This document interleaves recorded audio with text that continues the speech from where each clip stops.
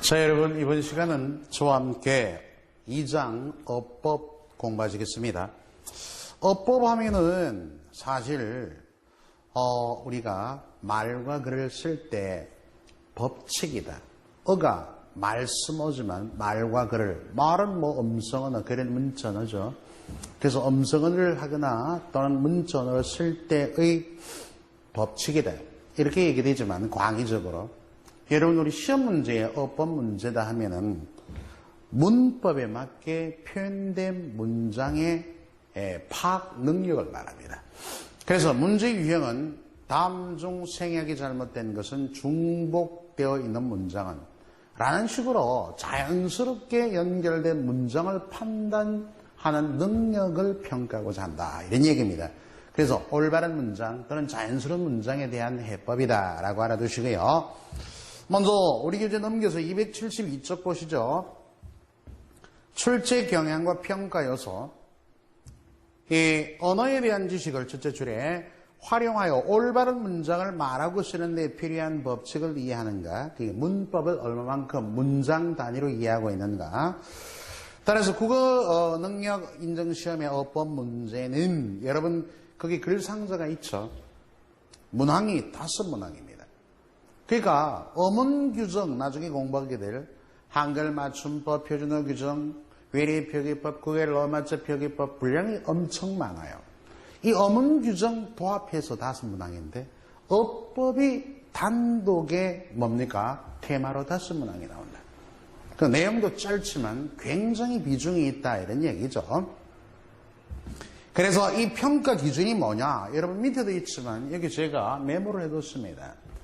생략되어, 즉 생략, 중복, 호응, 중의성인데 그 외 기타 문법 요소가 있어요. 그래서 필수적인 문장 성분이 생략되지는 않았는가? 두 번째로 중복된 표현은 없는가? 세 번째로 문장 성분과의 호응은 적절한가? 네 번째로 중의성이 있진 않은가? 즉 모한 문장은 아닌가라는 판단 능력, 문법적 이해 능력을 우리 수험생에게 묻고 있다 이렇게. 뭐 기타 문법 요소에서 보통 한 문항씩 하고 종합적 형태로 한 문항 더해서 5문항이 출제되고 있습니다. 자, 어법에 관련된 첫 시간으로 오늘은 생략과 중복에 대해서 1시간 정도 살펴보도록 하겠습니다. 먼저 1절이죠. 생략 봅시다. 자, 기출문제 1번. 꼭 필요한 문장 성분을 모두 갖추어 어법상 자연스러운 것은. 그러니까 이 문제는 꼭 필요한 문장 성분을 갖추었다는 것은 생략되어 있지 않은 것, 즉 필수 성분이 생략되어 문제가 제기된 문장이 아닌 것, 바른 문장을 골라라는 얘기죠. 자, 문항의 출발을 갑니다. 걔는 가난이 단순한 슬픔이 아니라 견디기 힘든 고통이라는 것을 잘 안다. 그는 잘한다. 중간에 겉해서 문법적으로 보면 명사절을 아는 문장으로 어법에 적절합니다.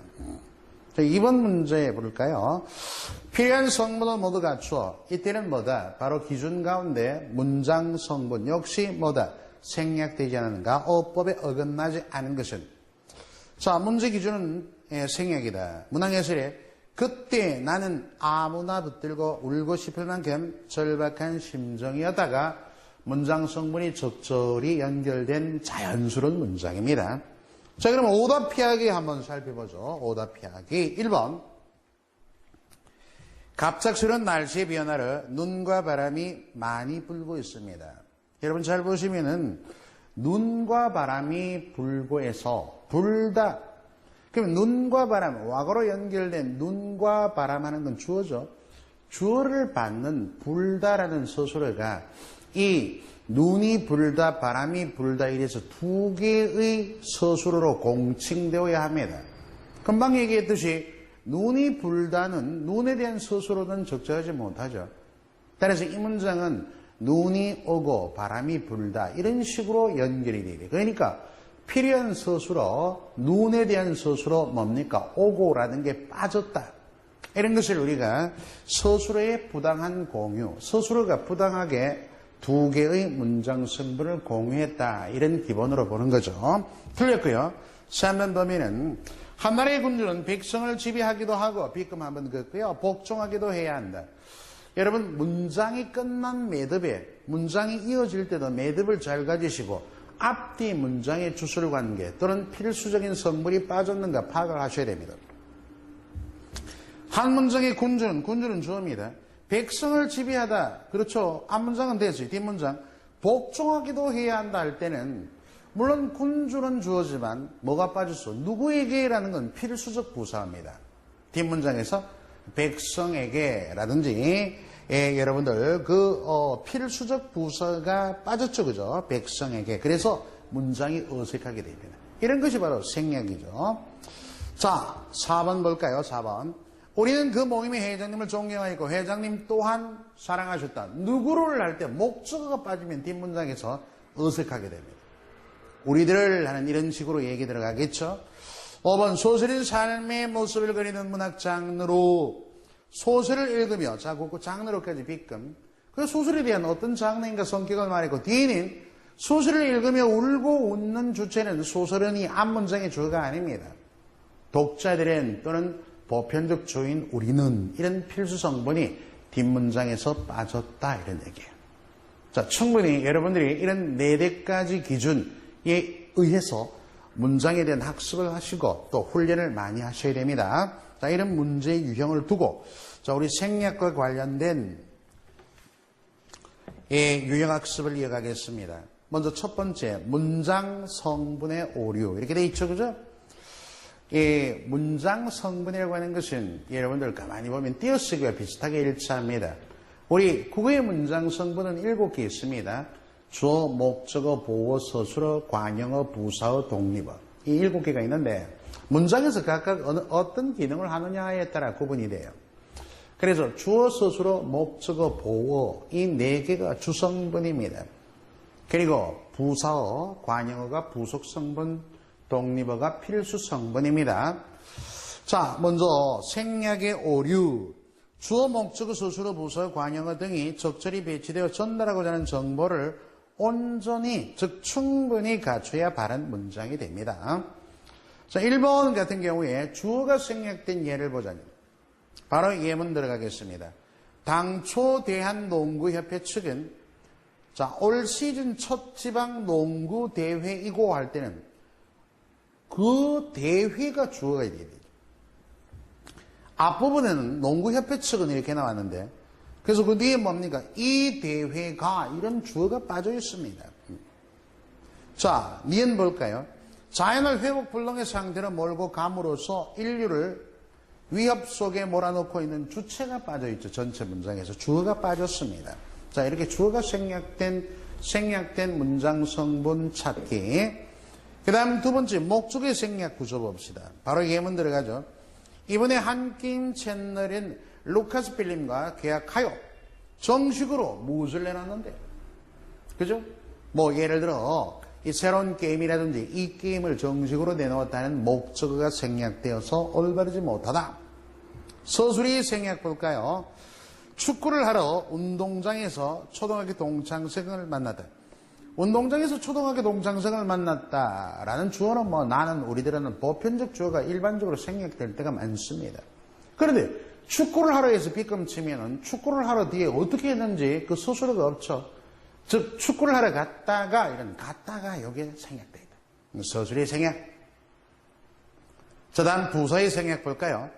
인간은 자연을 지배하기도 하고 때로는 좀 전에 같은 실제 문제 유형이죠. 순응하기도 하면서 산다. 이럴 때 무엇에 자연에라는 앞문장을 참고해서 뒤에 필수적으로 필요한 부사가 빠져도 생략해서는 안 되겠다. 여러분들 가만히 보면 7개의 문장 성분 가운데 주어, 목적어, 보어, 서술어는 빠지면 무조건 올바른 문장이 안 됩니다. 얘들이 필수적으로 필요한 주성분이에요. 그런데 초점은 또 부사에 있을 수가 있습니다. 보면은 부사에는 문장 속에서 빠지면 문장 성립이 이루어지지 않은 것을 필수적 부사어 그리고 없어도 좋을 수의적 부사가 있습니다. 이 중에 필수적 부사가 빠지면 생략된 문장 성분이 있다라고 해석이 되죠. 지금 부사의 생략이 우리 자연의 같은 것은 필수적으로 필요한데도 빠뜨렸으므로 문장이 어색하게 된 겁니다. 자, 1번 도움닫기 한번 봅니다. 다음 밑줄 친 부분에서 설명한 유형의 잘못을 범한 문장. 올바른 문장이 되려면 문장 성분 간의 호응관계가 적절히 성립해야 한다. 문맥을 고려하지 않고 문장 성분을 지나치게 생략하면 여기에 설명지에서 문장 성분, 즉 금방 말씀드린 필수 성분을 생략하게 되면 비문법적인 문장입니다. 한번 골라봐요. 1번. 이 문은 잘 열려지지 않는다. 열려지지 밑줄 그어보세요. 이게 틀렸습니다. 왜요? 열려지지 하는 것은 여러분 이 본말로 한번 풀어보세요. 그래서 여러분 보시면은 선택지 1번에 열려지지 이를 많이 쓰죠. 근데 문법적으로 무엇이 문제냐면 이 부분은 틀렸답니다. 왜 그러냐니까 보세요. 열리어지지 이렇게 해서 본말로 준말화 되어 있죠. 본말로 만들어보고 여기 열리다 할 때 열다에서 리가 피동접사예요. 피동을 표현하는 당한 꼴인 피동을 표현하는 접사이고요. 다음에 어지다도 피동을 말하는 겁니다. 어지다 표현도 피동을 이끌어요. 이런 경우에는 열리어지지 본말로 만들어서 판단하는데 그럼 어떻게 맞다? 열리지에서 피동이 이렇게 한 번만 들어가면 됩니다. 열리지 않는다로. 이런 경우에는 피동이 어떻게 피동이 중복되어 있죠. 중복되어서 잘못된 문장이다라는 판단을 하셔야 돼요.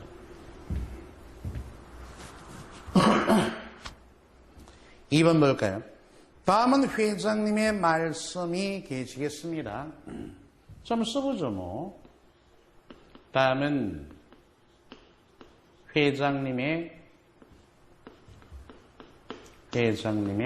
말씀이, 자, 이건 높임법과도 좀 관련이 되네요. 말씀이. 자, 여기 서술을 한번 우리가 쓸 수 있는 서술을 한번 기억, 니은, 디귿으로 만들어 보죠.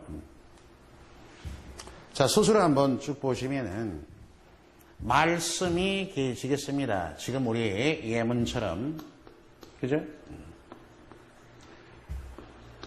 계시겠습니다. 그리고 말씀이 어떻게 해요? 시를 써서 있으시겠습니다. 이렇게 있으시겠습니다.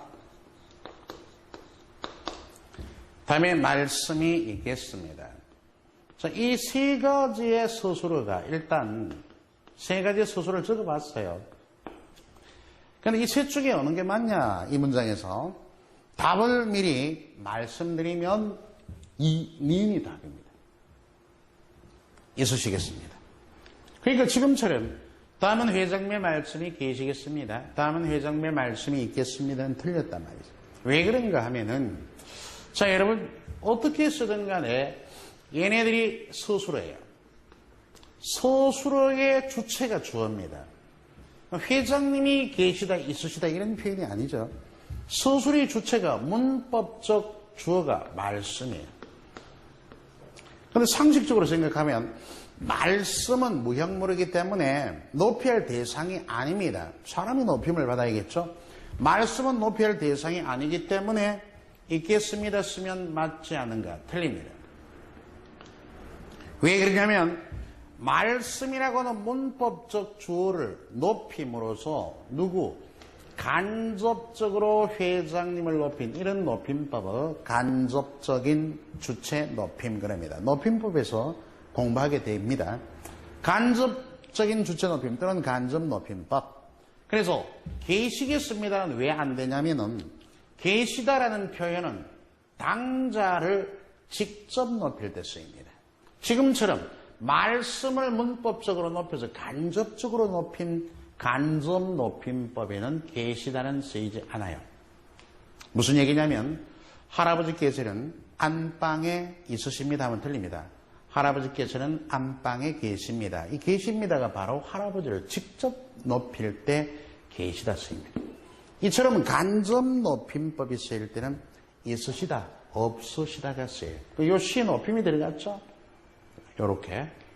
연결해 두기 바라고.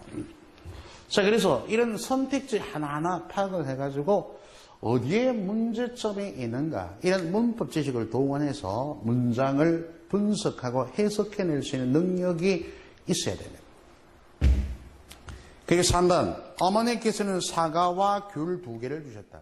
이럴 때는 Y조, 와 동그라미 치면은 이렇게 얘기할 수 있어요. 문법적으로 보면은 단어 접속도 되고 문장 접속도 된다 이랬는데 무슨 얘기냐면, 자, 어머니께서는 사과 하나, 귤 하나, 합이 2개일 수도 있어요. 그죠? 그리고 어머니께서는 사과 2개를, 어머니께서는 귤 2개를 주셨다. 합이 4개인데 각각 2개일 수도 있습니다. 그래서 3번 문장은 뜻을 2가지 이상 파악할 수 있으므로 중의성에 유의된 문장입니다. 4번, 이 과일은 저 과일에 비해 맛도 영양도 훨씬 많다. 맛도 영양도 많다에 잘 한번 집중해 봅시다. 맛도 영양도 뭐 훨씬은 무사하니까 큰 문제가 없고 많다. 조금 전에 실제 문제도 본 바 있는 유형인데요. 많다가 서술이죠. 이럴 때는 도를 썼지만 사실은 이 도는 보조사지만 지금 의미상 뭐예요? 바로 주격조세 역할을 합니다. 맛과 영양이 많다는 얘기. 그러면 여기 영양이 많다 또는 맛이 많다. 자, 이 2개를 영양도 많다, 맛도 많다로 둘 다 받을 수 있을 때 둘에 대한 서술어가 될 경우에 많다라는 서술어 하나로 연결이 닿을 수 있습니다. 그런데 어떻습니까? 맛도 많다는 서술어가 적절하지 않죠? 그러면 뭐예요? 맛도 뒤에 이 문장은 서술어의 부당한 공유 이렇게 되어 있습니다. 그래서 풀었으면은 맛도 뭐가 좋고 라는 서술어가 하나 들어있어야 돼요. 맛도 좋고, 왜? 많다는 영양에 대한 서술어밖에 안 됩니다. 영양도 많다 이런 식으로, 그죠? 여기 뭐가 빠졌다? 맛에 대한 서술어가 생략되었다 이런 얘기예요. 자, 따라서 문제 1번에서 요구하는 답이 서술어가 필수 성분인데 생략된 결과를 빚었으므로 답이 몇 번이다? 3번이 답이다. 이렇게 되는 거예요. 5번 볼까? 4번이 답입니다. 죄송합니다. 여기 3번이 아니고 3번은 해석을 했고 번호가 4번이죠. 4번이 답이다. 4번이 답이다. 그죠? 다음 5번 보시면은 자료를 준비한 분은 별도 밑줄, 별도의 자료를 따로 밑줄. 이 따로는 고유어지만 별도는 한조입니다. 그래서 별도란 말이 따로 마련해 둔 것을 뜻해요. 별도가 따로와 뜻이 동일의 것인데 한 번 더 한조와 고유어가 중복된 표현입니다. 따라서 5번은 중복 관계니까 답은 역시 4번이 답이겠다. 로 판단해 주시면 큰 무리수가 없습니다. 자, 이제 뭐 우리 문제 풀면서 여러 가지 얘기 봤지만 두 번째 중복에 대해서, 생략에 대해서 한번 얘기를 했습니다. 그 다음에 이제 중복에 대해서 보죠. 중복. 자, 우리 이제 276쪽이네요. 페이지 276쪽. 자, 기출문제 봅니다. 1번. 불필요한 요소의 중복 없이 어법에 맞게 쓴 것은. 근데 출제 의도에 보면은 우리말에서는 둘째 줄에 같은 의미를 지닌, 조금 전에 별도 따라 보셨죠? 고유어와 한저어가 함께 쓰이는 중복이 가장 많다라는 표현을 해두었습니다. 문항해설에 자, 어법에 맞게 쓴 걸 고르니까 제 결혼식에 오셔서 축복과 격려를 해주다. 여기 이 부분입니다. 축복을 해주다, 격려를 해주다. 둘 다 받을 수 있는 해주다는 뭐예요? 바로 서술어가 두 개의 문장 성분을 적절하게 공유하고 있습니다.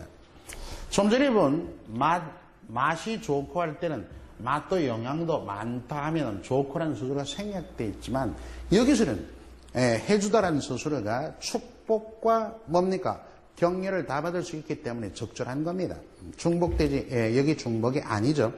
오답 피하기에 1번 다음 문제를 간단하고 짧게 약술, 여러 번 여기 간단하다도 있지만 짧게 간단하다 하면 약술의 뜻이 포함되어 있습니다. 또 내빈께서는 자리에 착석, 자리석자입니다. 착석이 자리에 앉는 것이에요. 중복. 다음에 3번에 보면은 또다시 재연, 다시가 다시제, 두제, 두 번, 중복 이런 뜻입니다. 고요와 한저가 중복됐죠. 자, 그리고 4번에 이제 그의 책에 대강의 개요. 개요라는 것은 책의 내용을 대강 줄거리화 시키니까 대강이라는 의미가 들어있어요. 자, 이런 것들은 고요와 한저의 중복에 대해서니까 한저의 혼에 따라서 명료하게 이해할 필요가 있습니다. 다음 2번 한번 보겠습니다. 불필요한 요소의 중복 없이 어법에 맞게 쓴 문장은 금방 제가 한저와 고요가 중복됐다는 것을 명확하게 판단하기 위해서는 한저의 혼을 새길 줄 알아야 됩니다. 그래서 고요에 해당하는 뜻과 이렇게 중복되었느냐 그렇지 않느냐를 판단하셔야 된다고 말씀을 드렸어요. 1번 나는 일찍이 조실부모하고 여러분 조실부모가 조일조입니다. 일찍 부모를 여기겠다는 얘기예요. 그 일찍과 조자가 중복됐죠. 걔는 일어나자마자 그죠? 일어나자마자 공기를 환기할 때 기자가 공기의 의미를 포함하고 있어요. 그래서 공기를 바꾸는 게 환기입니다. 그 다음 3번에 폭탄이 터지자 파편 조각이 파편이 조각이에요. 그래서 파편이 뭡니까? 그 해당하는 내용물의 조각입니다. 그 다음 4번에 보면 아시아 대륙 서쪽 끝에 있는 터키는 우리나라의 우방 국가이다. 우방하면 벌써 이제 나라방이라는 뜻이기 때문에 국가라는 말이 포함되어 있다. 이래요. 자, 중복된 표현들 보셨죠? 오답 피하기 한번 연결을 해봤습니다. 자, 유형학습에 한번 출제 기출된 문제를 분석했으니까 유형학습 연결하고 또 우리가 간단하게 여러분들 매듭을 그 뒤에 문제가 하나 있죠, 그죠? 돈 닫기 예제 매듭을 하겠습니다.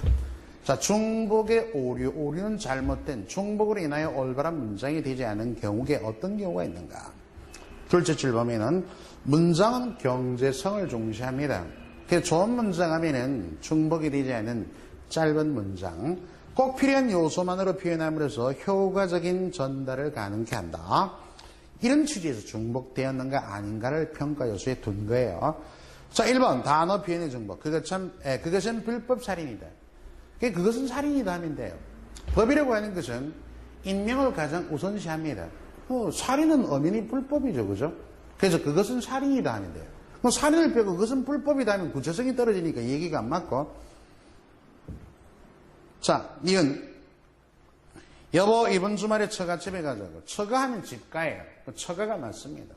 처가댁은 더욱이 말도 안 되고 처가, 집가. 역전이 맞죠. 역전합하면 앞전과 중복되는 거와 같죠, 그죠? 자, 내 친구의 단점은 또 뒤에 말을 하다 보면은 우리 대화 양식에서 말을 하다 보면 강조의 표현으로 중언부언하는 경우 있죠. 지금 그런 경우에 앞문장, 뒷문장 주어가 같으면 뒷문장의 주어는 생략되는 법이죠. 내 친구의 단점에서 뒷문장의 생략이 따라야 됩니다. 다음에 이번에 의미 중복에는 고유와 한저 중복이 많습니다. 그 사람의 행동을 미리 예단, 예자가 미리 예자입니다. 그죠? 그럼 바꾸려면 미리 두고 싶으면 미리 판단하든지 안 그러면 미리를 빼고 예단만 쓰면 됩니다. 니은 겨울일수록 실내 공기, 환기는 좀 전에 얘기됐죠. 이것을 정의사회 구현을 이룩하기 위하여 부정부패를 발본세곤과 파헤치다. 여러분 발본세곤은 근본을 뽑고 폐단을 없애다. 그러니까 발본세곤이 파헤치다는 얘기와 동일하죠. 중복이 되어 있다. 1번 최교수의 그간 업적이 세상으로 나와 표출한 것이 바로 이 전집이다. 표출, 겉표, 날출. 겉으로 나오다가 바로 표출입니다.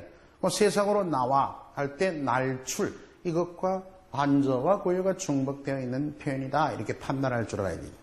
그 전에 문장 단위 올바른 문장인가 아닌가를 판별하기 위해서는 어휘의 낱말 뜻, 한저에 대한 기본 지식 이런 것들이 기본 지식으로 포함이 되어야 됩니다. 선행에 대하고요. 자, 그 둘째 줄 보면은 한저 우리말의 결합으로 이루어진 어구에 대해서 이해 부족이 주요 원인이다. 따라서 고요와 한자의 의미가 중복된 경우, 제가 자주 중복되는 경우 목록을 한번 여러분들이 익힐 수 있도록 278쪽 상단부에 이렇게 모든 별로 연결을 해봤습니다. 뭐 모든 것은 아니지만 한번 보실 필요가 있죠. 가까운 근방할 때 근자가 가까울 근이다. 그 밑줄이 그어져 있잖아요. 그럼 가깝다와 한자 근자의 해석이 중복되었다 이런 뜻입니다. 그죠? 같은 동포, 같을 동자와 뭐 과반수 이상할 때 과가 이상을 뜻하죠. 뭐 쭉 그렇게 보면은 여러분 셋째 줄에 보면은 그죠? 대략 절반쯤 있죠. 이때 대략과 약이라든지 쯤이 전미사이긴 하지만 둘 다 어때요? 어느 정도 이런 측정치, 짐작을 의미하는 말로 중복이라 표현됩니다. 그러니까 대략 쓰면 절반 이리 돼야 되고 쯤은 쓰면 안 되고 대략을 빼면 절반쯤만 쓰면 됩니다. 또 동해 바다 할 때 해가 바다 해죠. 우리 많이 알고는 있지만 뭐 쭉 보면 그렇게 어려운 부분은 없고요. 마지막 줄에 볼까요? 피해를 당하다 할 때 당할 피자입니다. 하얀 백마, 흰 백이죠. 형극의 가시밭길 하면 형극의 가시라는 뜻이에요. 그러니까 형극의 길 이러면 됩니다. 홀로 독학, 홀로 독이지 않습니까? 드러들어 쉽게 이해되는 것도 있지만 조금 까다로운 그와 같은 어휘를 두고 중복된 표현도 있으니까 잘 알아두셔야 됩니다. 자, 이번 문제는 제가 수학능력 시험 문제를 원용해 봤습니다. 노사분쟁위원회에서 다음과 같은 표를 정했다고 할 때 그와 같은 문제점이 없는 문제. 더불어 함께 사는 세상. 여기 더불어와 함께. 더불어는 둘 이상의 사람이 함께하다. 그게 더불어의 뜻이에요. 그 함께라는 말이 포함되어 있잖아요. 더불어 사는 세상 하든지 함께 사는 세상 하든지 둘 중에 하나만 기재하면 됩니다. 그러니까 이게 중복에 의한 뭡니까? 바로 표가 잘못된 표현이에요. 자, 1번. 그와 같은 문제점이 아닌 거죠. 남북 통일은 우리 민족의 오래된 염원이다. 이건 뭐 문제점이 없다고 보입니다. 이번에 약하고 조금 전에 대략쯤 봤죠. 약도 대략에 가까운 뜻이니까 약과 쯤. 그러니까 약을 빼면은 쯤 쓰이고 같이 쓰이면 중복입니다. 그리고 쯤을 빼면 약만 쓰면 돼요. 약 1시간 전에 이런 식으로 연결하면 됩니다. 자, 3번에 바닷가 해변할 때 바다와 해변이죠. 바다 해자. 다음 농한기철. 기가 시간을 의미합니다. 기. 철이 또 시기를 의미하죠. 그게 농한기에도 하든지. 다음에 5번에 저 회사는 우리 회사보다 월급을 2갑절이나 많이 준대요. 주의하세요. 선택지 그 5번에 보시면은 여러분들 이게 혼동하기 쉬운 고여표기에서 갑절과 곱절을 배운 바 있을 겁니다. 이게 공통뜻은 2배 이상이에요. 2배. 2배라는 뜻이고 2배라는 뜻은 갑절, 다음에 곱절 둘 다 있고. 그러면 2배 이상. 2배 이상을 뜻하는 말은 뭐냐? 얘는 2배 이상이 아니에요. 3배, 4배 할 때 요것이 해당합니다. 따라서 보면은 이 곱절이라는 뜻은 갑절을 포함하면서, 그죠? 3배 이상을, 2배 내지는 3배 이상을 얘기합니다. 응? 자, 뜻하는 말이고, 여기는 2배라는 뜻으로 있어요. 잠깐만요. 2배는 포함하는 말이니까 명확하게 3배가 되어 있어요. 그러니까, 이상이 그걸 포함하는 말이에요. 3배 이상. 그러니까 2배를 뜻하면서 3배 이상을 의미하는 표현은 곱절입니다. 갑절은 여기 보시면은 2배라는 뜻이에요.